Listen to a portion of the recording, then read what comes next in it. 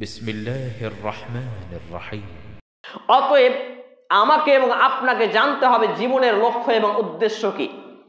আমি বলে থাকি মুসলমান সমাজ আজকে হয়েছে ছাগলের মতো, বকরির মতো। রাগ করবেন না, একটা ছাগল বা খাসি বা বকরি বা গবাদি পশু বা গরুও হতে পারে, তাকে যখন একজন গৃহস্থ লালন পালন করেন, খাওয়া দাওয়া করার খুব মজবুতির সাথে, আপনাদের এলাকায় চলে কি জানি না, কাঁঠালের পাতা কিনে, ভুট্টা কিনে, বুট কিনে খুব সেবা যত্ন করে খাওয়ায় যাতে তার মাংসটা হৃষ্টপুষ্ট তাজা হয়, আবার এই রাখাল নিয়ে গিয়ে অন্যজনের কাছে বিক্রি করে দেয়, কারণ টাকা।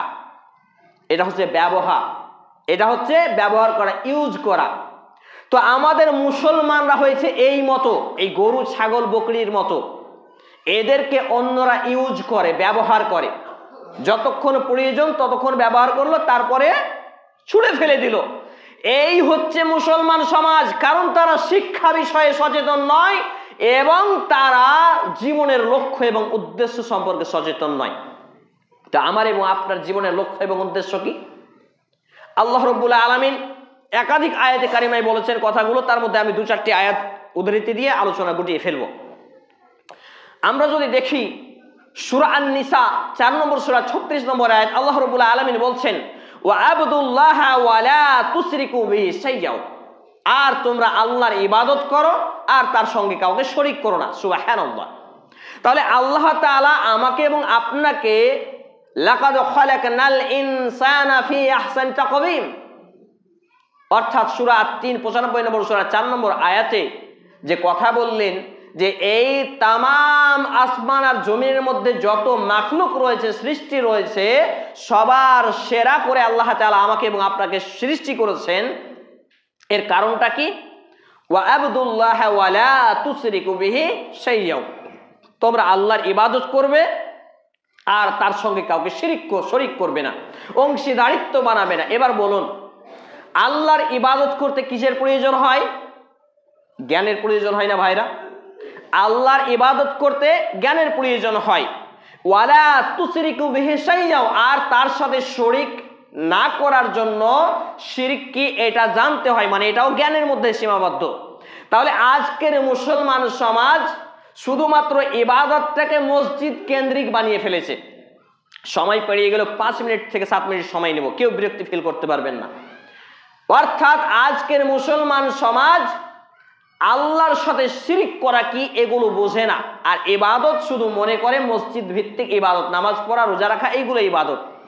তাই তো একই মায়ের পেটের 2 ভাই, কোনোদিন ঝগড়া হয়েছে, ঝাঁটি হয়েছে, আর কিছু হয়েছে, নামাজে দাঁড়িয়ে আসসালামু আলাইকুম ওয়া রাহমাতুল্লাহ, আল্লাহ তাআলার পক্ষ থেকে শান্তি ও রহমত তোমার উপরে বর্ষিত হোক, আবার বাম দিকে একই কথা আমরা বলি, কিন্তু মসজিদ থেকে বেরিয়ে আর আসসালামু আলাইকুম ওয়া রাহমাতুল্লাহ এই হয় না। কারণ আজকের নামধারী তথাকথিত মুসলিমরা মূলত ইবাদতটাকে মসজিদ ভিত্তিক ইবাদত বানিয়ে ফেলেছে। তাই মসজিদে ইমানদার আর বাইরে গিয়ে মুনাফিক বেদিন হয়ে যায়। আবার এই শিরক কি, এই শিরক কোথায় কোথায় কি কি করলে হয় এই সম্পর্কে সচেতন নয়, জ্ঞান নেই। এবারে আমরা চলে আসি, আল্লাহ রাব্বুল আলামিন আরো সুন্দরভাবে বলেছেন সূরা আন-নাহল 16 নম্বর সূরা 36 নম্বর আয়াত।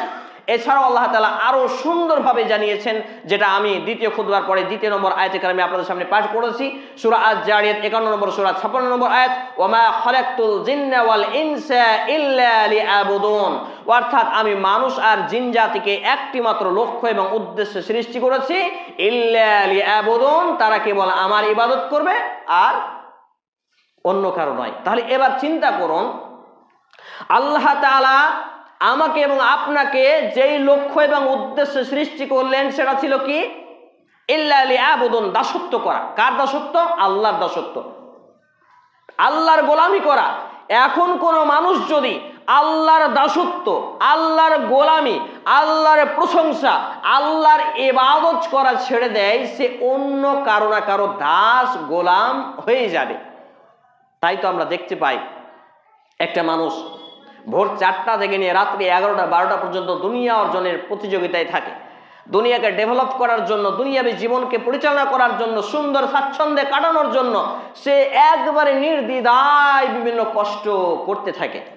কিন্তু দ্বীন ইসলামের জন্য, নিজের ব্যক্তিগত জীবন, পারিবারিক জীবন, সামাজিক জীবনকে, ইসলামকে ডেভেলপ করার জন্য ইসলামের যে বাণী এগুলো সমাজে বিস্তার লাভের জন্য সামান্য থেকে সামান্য কোনো কথা যদি কেউ বলে তার জন্য কষ্ট হয়ে যায়, কেউ একটু কটু কথা বলে কষ্ট হয়, কেউ মারবো ধরবো বলে কষ্ট হয়, অথচ ইসলামের বিপরীত যারা হক কথা বলবে, কোরআন এবং হাদিস দিয়ে কথা বলবে, তাদেরকে মানুষ পেটাবে, তাদেরকে মানুষ দ্বিতীয়বার খুতবা দিতে দিবে না, তাদের বক্তব্য মানুষ শুনবে না, তাদের লেখা বই মানুষ পড়বে না, এই বিভিন্ন কিছু ঘটতে পারে। অথচ দুনিয়ার জীবনে মানুষ মারলেও হুমকি দিলেও কিন্তু টাকা পয়সা কামাই করতে হবে, কারণ আমাদের মধ্যে একটা নাস্তিকবাদী টেন্ডেন্সি, নাস্তিকবাদী চিন্তাধারা আমাদের মধ্যে চলমান আছে, সেটা হচ্ছে খাও দাও মস্তি করো, টাকা পয়সা কামাই করো, কারণ দুনিয়াটা মস্ত বড়। আলহামদুলিল্লাহি রাব্বিল আলামিন।